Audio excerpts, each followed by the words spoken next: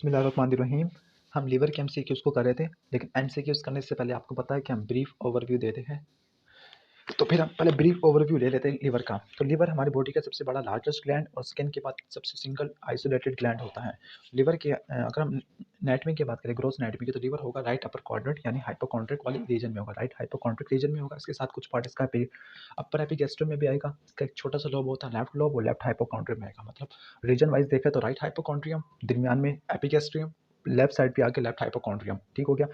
Quadrant wise देखें, right superior quadrant में होगा। इसके प्रोटेक्शन के लिए थोरेसिक केज होता है, लेकिन हमने ये बात ज़्यादा इंपॉर्टेंट नहीं है। अब ज़्यादा इंपॉर्टेंट बात है इसकी लीवर की सर्फेस। लीवर की दो सर्फेस होती है, एक है डायफ्रामेटिक सर्फेस जिसको आप बोल सकते हैं एंटीरियर सुपीरियर पोस्टीरियर, दूसरी होती है पोस्टो इंफीरियर सर्फेस जिसको बोलते हैं विसरल सर्फेस होगी।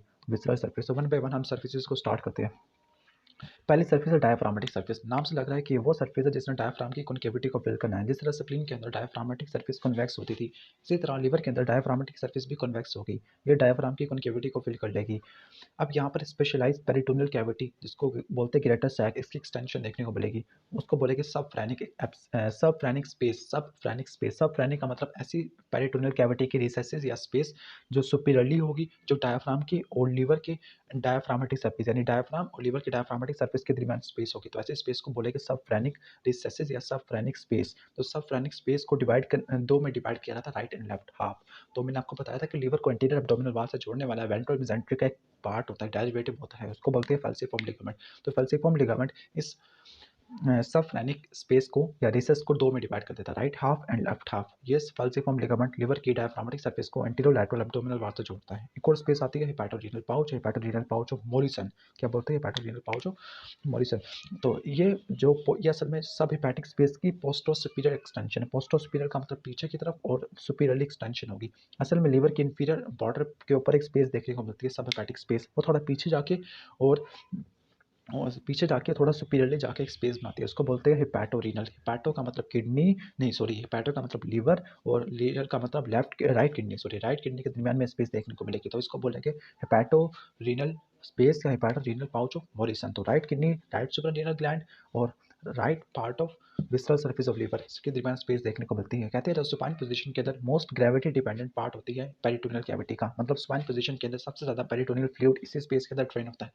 फिर जो ओमेंटल बर्सा का होता है फ्लूइड, वो भी इसी स्पेस के अंदर फ्लो करता है। जो हेपेटोरीनल स्पेस होती है वो एंटीरियरली कम्युनिकेट करती है राइट सबफ्रेनिक स्पेस पे। इसका क्या मतलब हुआ? राइट सबफ्रेनिक स्पेस के अंदर कोई इन्फेक्शन आ जाए, एब्सेस आ जाए, तो फिर वो किसके अंदर आ जाएगा? हेपेटोरीनल पाउच ऑफ मोरिसन या हेपेटोरीनल स्पेस के अंदर आ जाएगा। अब डायफ्रामेटिक सर्फेस तो विसरल पेरिटोनियम से कवर होती है। ये विसरल पेरिटोनियम डिराइव होता है वेंट्रल मेसेंट्री से, लेकिन बेर एरिया वाले एरिया के ऊपर यहाँ पे कोई पेरिटोनियम नहीं देखने को मिलता। यानी वो एरिया डायफ्राम का वो एरिया लीवर का जो डायफ्राम से कॉन्टैक्ट करेगा, स्पेसिफिकली डायफ्रामेटिक सर्फेस का भी सुपीरियर पार्ट, तो उसको बोलते हैं बेर एरिया। यहाँ पर असल में क्या होता है? यहाँ पे पेरिटोनियल रिफ्लेक्शंस होती है, पेरिटोनियल रिफ्लेक्ट होकर दो लेयर्स बनाती है। एक लिगामेंट बनाता है क्रोनरी शेप, उसको बोलते हैं क्रोनरी लिगामेंट। उनके हार्ट की क्रोनरी वेसल्स उनके शेप जैसा होता है, कर्व लाइक होता है, इसको बोलते हैं क्रोनरी लिगामेंट। इसके दो लेयर्स होती है, anterior layer, posterior layer. Anterior layer को हम सुपीरियर लेयर भी बोलते हैं, पोस्टीरियर लेयर को इंफीरियर लेयर भी बोलते हैं। ये लेयर अगर राइट साइड पे अगर मीट करे तो उसको बोलते हैं राइट ट्रायंगुलर लिगामेंट। अगर लेफ्ट साइड पे अगर ये लेयर्स फ्यूज करे, ठीक हो गया, तो उसको बोलेंगे हम लेफ्ट ट्रायंगुलर लिगामेंट। तो उसका मतलब क्रोनरी लिगामेंट की दो लेयर्स राइट साइड पे आके राइट ट्रायंगुलर लिगामेंट बनाती है, लेफ्ट साइड पे आके लेफ्ट ट्रायंगुलर लिगामेंट बनाती है। जो एंटीरियर लेयर या सुपीरियर लेयर होती है क्रोनरी लिगामेंट की, कि वो लेफ्ट साइड के ऊपर, क्योंकि लेफ्ट साइड के ऊपर फाल्सिफॉर्म लिगामेंट तो बिल्कुल मिड लाइन में होगा ना, तो लेफ्ट साइड पे फाल्सिफॉर्म लिगामेंट होगा, राइट साइड पे आपको लेजर मोमेंटम देखने को मिलेगा। तो लेजर मोमेंटम की राइट साइड से पोस्टीरियर लेयर करती है और इंटीरियर लेयर करती है फाल्सिफॉर्म लिगामेंट लेफ्ट साइड के ऊपर। ठीक हो गया? तो आपने इस तरह रट्टा मान लेना है। अब जो लेफ्ट ट्रायंगुलर लिगामेंट भी इसी तरह बन जाएगा। इसी तरह जो बेर एरिया यहाँ पे इंफीरियर वेना कैवा होगा, तो इंफीरियर वेना कैवा का आपको ग्रुप देखने को मिलेगा। तो group for inferior vena cava ये भी यहीं देखने को मिलता है। अगर हम बात करें विसरल सर्फेस की, तो विसरल सर्फेस भी पेरिटोनियम से कवर होती है, लेकिन कुछ जगहों पे पेरिटोनियम से कवर नहीं होती। जिस तरह डायफ्रामेटिक सर्फेस बेर एरिया पे कवर नहीं हो रही थी, वहाँ पे ग्रुप आपको देखने को मिलता था, group for inferior vena cava. लेकिन विसरल सर्फेस दो जगहों पर यहाँ पे कहते हैं कि यहाँ पर पेरिटोनियम नहीं होती। एक फोसा फॉर गॉल ब्लैडर जो कि पोस्टो इंफीरियर सर्फेस पे होता है यानी विसरल सर्फेस पे, दूसरा होगा पोर्टा हिपैटिस। पोर्टा हिपैटिस एक ट्रांसवर्स फिशर है जिसकी वजह से स्ट्रक्चर्स लीवर को एंटर या लीवर को लीव करेंगे। वो कौन कौन से स्ट्रक्चर्स हो गए? कुछ स्ट्रक्चर्स एंटर हो गए जैसे हिपैटिक पोर्टल वेन है, hepatic artery, hepatic vessels, hepatic plexus, hepatic duct, ये एंटर या लीव करेंगे। ठीक हो गया। अब विसरल सरफेस के ऊपर बहुत सारे आपको इंप्रेशन या फिशर्स देखने को मिलते हैं। तो दो फिशर्स ऐसे होते हैं जो वर्टिकली प्लेस्ड होते हैं, सेजिटली ओरिएंटेड होते हैं। तो दो सेजिटली ओरिएंटेड फिशर और दरमियान में इनको जोड़ने वाला एच, दरमियान में जोड़ने वाला ट्रांसवर्स पोर्टा हिपैटिस। तो पोर्टा हिपैटिस तो हॉरिजॉन्टल पड़ा होता है और दो सेजिटली ओरिएंटेड फिशर, तो ये बन जा करे एच बन गया। एच एच का जो हॉरिजॉन्टल वाला पार्ट दरमियान वाला वो किसकी वजह से बना? ट्रांसवर्स पोर्टल फिशर की वजह से या पोर्टा हिपैटिस की वजह से। जो एच के दो डंडे या फिर वर्टिकल पार्ट है किसकी वजह से बने? दो फिशर की वजह से। राइट साइड पे होगा उसको बोलेंगे right sagittal fissure, left side पे होगा तो लेफ्ट सैजिटल फिशर या फिर इसको अम्बिलिकल फिशर। इन फिशर को ऑक्यूपाई करने वाले कुछ स्ट्रक्चर्स होंगे। जैसे राइट सैजिटल फिशर की बात करें तो राइट सैजिटल फिशर के ऊपर fossa for gall bladder anterior, यानी गॉल ब्लैडर का फोसा एंटीरियरली होगा और इंफीरियर वेना कैवा का ग्रोव पोस्टीरियरली होगा, यानी जो ऊपर की तरफ होगा वो पोस्टीरियरली कहलाएगा। अम्बिलिकल या लेफ्ट सैजिटल फिशर यहाँ पर ऑक्यूपाई करने वाला एंटीरियरली मतलब नीचे की तरफ होगा, यहाँ पे होगा fissure for round ligament of liver या लिगामेंट टेरिस हिपैटिस पे बोलते हैं। और पोस्टीरियरली यानी ऊपर की तरफ देखा जाए तो फिर हमें देखने को मिलता है फिशर फॉर लिगामेंटम वेनोसम। यहाँ पे लिगामेंटम वेनोसम होगा जो कि डक्टस वेनोसम क्या रेमिनेंट होता है, डक्टस वेनोसस का।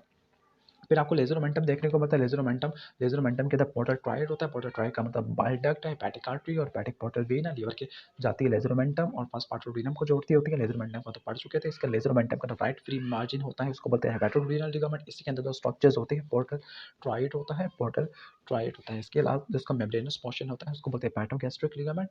ये जो ग्रूव ऑफ लिगामेंटम वेनोसम, जो लिगामेंटम वेनोसम का ग्रूव था, लिगामेंटम वेनोसम का ग्रूव कहाँ पे था? लेफ्ट सैजिटल फिशर पे था, उसके पोस्टीरियरली था और लेजर कर्वेचर ऑफ स्टमक। इन दोनों के दरमियान में जो मेम्ब्रेनस पोर्शन होगा उसको बोलेंगे हेपेटोगैस्ट्रिक लिगामेंट। क्या बोलते हैं? हेपेटोगैस्ट्रिक लिगामेंट हो गया। अब ये तो हो गया लीवर की सरफेसेस होगी, लीवर की सरफेसेस के साथ लीवर के ऊपर कुछ इंप्रेशंस भी होते हैं। लीवर के ऊपर जैसे कोई गैस्ट्रिक और पाइलोरी के लिए इंप्रेशन होगा, इसके साथ सुपीरियर पार्ट ऑफ डुओडेनम के लिए इंप्रेशन होगा। और लेजर मोमेंटम का होगा। लेजर मोमेंटम असल में जो लेजर मोमेंटम का इंप्रेशन होता है वो फिशर फॉर लिगामेंटम वेनोसम के अंदर एक्सटेंड करता होता है। फिशर फॉर लिगामेंटम वेनोसम के अंदर एक्सटेंड करता है। गॉल ब्लैडर का फोसा होता है। राइट कोलिक फ्लैक्शन, हमने कहा था राइट कोलिक फ्लैक्शन ये को हिपैटिक फ्लैक्शन पे बोलते हैं। इसके साथ राइट किडनी और राइट सुप्रानीनल ग्लैंड का भी इंप्रेशन देखने को मिलता है लीवर के ऊपर। तो इंप्रेशन आपको बता दिया। अब लीवर के कुछ हम एनाटॉमिकल लोब्स को कर लेते हैं। लीवर के क्लासिफिकेशन को यानी लोब वाइज लोब्स को डिवीजन को सेगमेंट में डिवाइड करते हैं। पहले हम एनाटॉमिकल डिवीजन को देख लेते हैं। एनाटॉमिकल का मतलब जो ग्रोस एनाटॉमी में हमें सामने जो नजर आती है उसको बोलते हैं एनाटॉमिकल डिवीजन। फंक्शनल डिवीजन का मतलब जो हम फिजियो के एतबार से देखेंगे, मतलब कि जो इसके इंटरनली अगर हम रिसेक्ट करें या सर्जिकली हम इसको डिवाइड करें तो हमें क्या क्या डिवीजन देखने को मिलती है। सबसे पहली बात हम एनाटॉमिकल लोब को देख लेते हैं। एनाटॉमिकल लोब अगर हम एक्सटर्नली बात करें या फिर ये जो नेकेड आई से देख रहे होते हैं उसकी बात करें तो हमें लिवर को एनाटॉमिकली दो लोब्स के अंदर डिवाइड करते हैं। लोब्स के अंदर डिवाइड करना है तो हमें कोई ना कोई लैंडमार्क चाहिए। तो जो लैंडमार्क होता है वो पेरिटोनियम की रिफ्लेक्शंस होती है। तो पेरिटोनियम की रिफ्लेक्शंस होती है उसको बोलते हैं फैल्सिफॉर्म लिगामेंट। और इसके साथ फिशर होगा। फिशर को बोलेंगे हम फिशर आपको बताया था राइट सैजिटल फिशर और लेफ्ट सैजिटल फिशर। ठीक हो गया। The fissures left sagittal fissure हो गया या जिसको अम्बिलिकल फिशर भी बोलते हैं, फैल्सिफॉर्म लिगामेंट की अटैचमेंट हो गया। इन दो हमने रेफरेंस इस्तेमाल किया। इन दो को हमने यूज करते हुए हमने लीवर के दो लोब्स बना दिए। कितने लोब्स बना दिए? दो एनाटॉमिकली दो लोब्स, राइट लोब और लेफ्ट लोब। और हमने डिवाइड करने के लिए क्या यूज किया? प्लेन यूज किया, अटैचमेंट ऑफ फैल्सिफॉर्म लिगामेंट और लेफ्ट सैजिटल फिशर जिसको अम्बिलिकल फिशर कहते हैं। अम्बिलिकल फिशर को ऑक्यूपाई करने वाला एंटीरियरली यानी नीचे था fissure for ligament round ligament और इसके पोस्टीरियरली यानी सुपीरियरली लिगामेंटम वेनोसम देखने को मिलता था। अब इसके साथ जो राइट और लेफ्ट सैजिटल फिशर है, राइट और लेफ्ट सैजिटल फिशर, इसके दरमियान में हमें दो एसेसरी लोब देखने को मिलते हैं जो असल में एनाटॉमिकली राइट लोब का पार्ट होती है। दो लोब कौन कौन से होते हैं? क्वाड्रेट लोब होता है, यानी जो नीचे होगा वो एंटीरियरली होगा, यानी क्वाड्रेट वाला नीचे होता है, क्वाड्रेट वाला ऊपर होता है।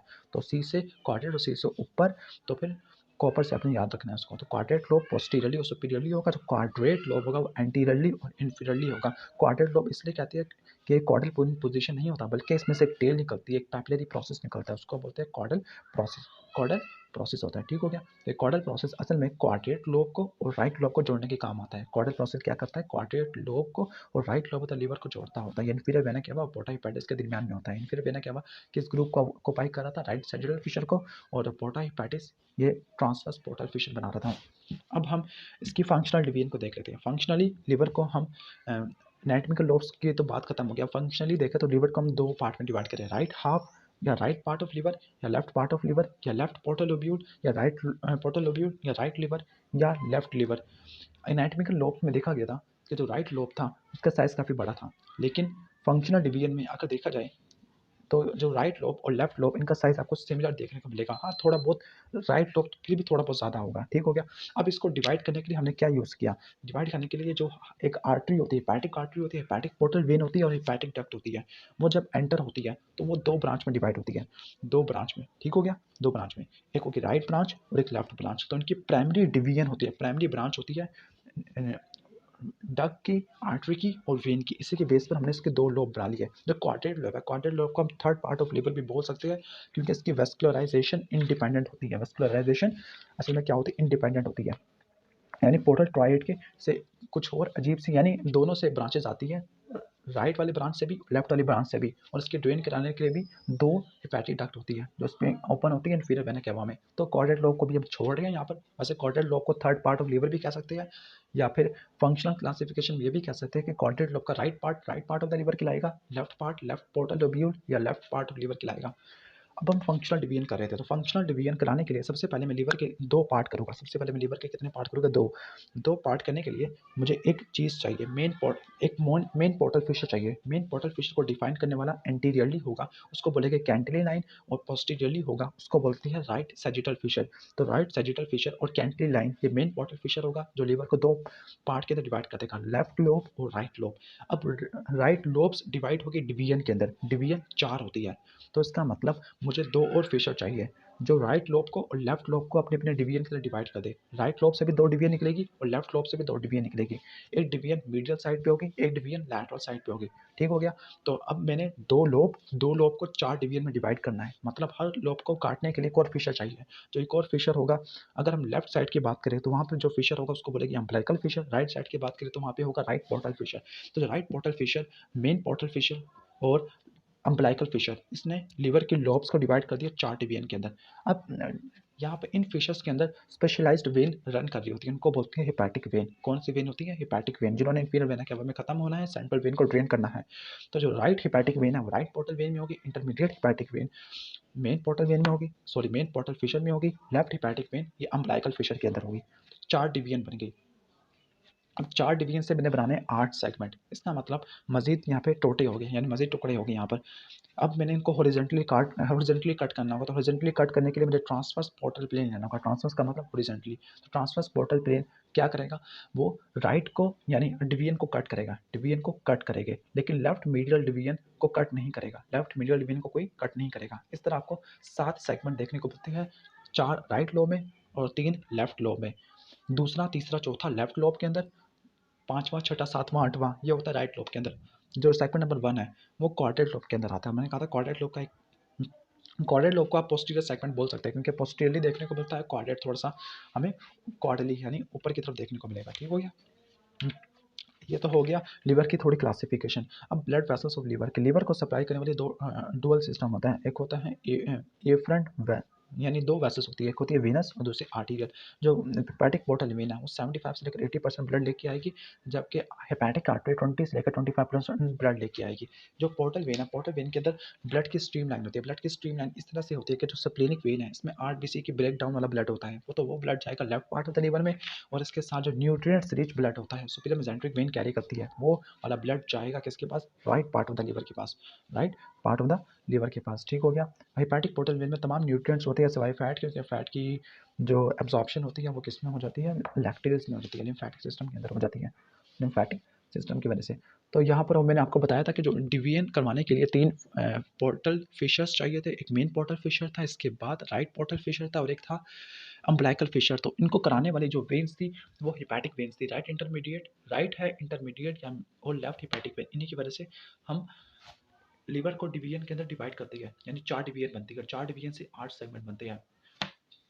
अब आगे देख लेते हैं lymphatic drainage and innervation of liver. पहले इनर्वेशन ऑफ लिवर को देख लेते हैं। तो लिवर की इनर्वेशन होती है उसको बोलते हैं हेपैटिक प्लेक्सस। हेपैटिक प्लेक्सस सिलिक प्लेक्सस से निकलेगा, सबसे बड़ी ब्रांचेस होती है सिलिक प्लेक्सस की, हेपैटिक प्लेक्सस। उसमें से सिंपैथेटिक फाइबर, पैरासिम्पैथेटिक फाइबर हो गए। सिंपैथेटिक फाइबर सिलिक ट्रंक से आते हैं, सिलिक प्लेक्सस से आते हैं। ट्रंक नहीं, ट्रंक तो आर्टरी होती है। सिलिक गैंग्लिया से आते हैं। Parasympathetic fibre interior and posterior vagal trunk से आते हैं। इसके बाद अगर लिम्फेटिक ड्रेनेज को देखें तो लिम्फेटिक ड्रेनेज को करने समझने के लिए हम इसके दो पार्ट कर लेते हैं।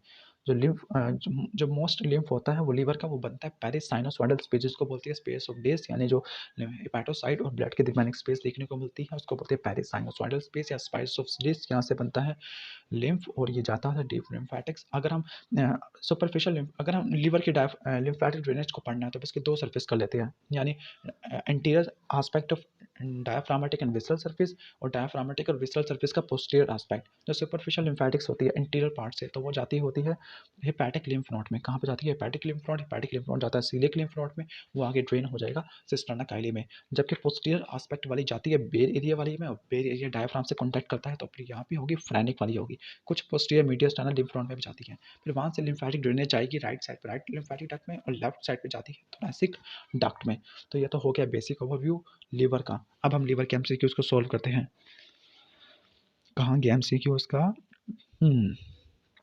ये द 60 वाला भी हो गया मेन पेनक्रियाटिक डक्ट। आगे the round ligament of liver is a fibrous seminal. Round ligament को बोलते हैं लिगामेंटम टेरिस हेपेटिस। और राउंड लिगामेंट ऑफ लीवर असल में ये किस फिशर को ऑक्यूपाई करता है? लेफ्ट सैजिटल फिशर या ब्लैकल फिशर को। जो राउंड लिगामेंट है इसके एंटीरियर पार्ट को करता होता है, जबकि पोस्टीरियर पार्ट को लिगामेंटम वेनोसम जो डक्टस वेनोसस की वजह से बनता है। The porta hepatis gives passage to all of the following except portal vein गुजरती है, पैटिक आर्टरी भी गुजरती है और डक्ट भी पास करती है। सिस्टिक आर्टरी तो उससे निकलती है गाल ब्लैडर से, तो उसका कोई ताल्लुक नहीं है।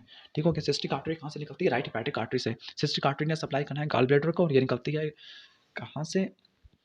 राइट हेपेटिक आर्टरी से एक ट्राइंगल के अंदर, इसको बोलते हैं सिस्टो हेपेटिक ट्राइंगल या ट्राइंगल ऑफ कैलोट, जो सिस्टिक डक्ट के दरमियान, राइट हेपेटिक डक्ट के दरमियान, राइट कॉमन हेपेटिक डक्ट के दरमियान और देखने को मिलता है visceral surface of liver, specifically segment number 5।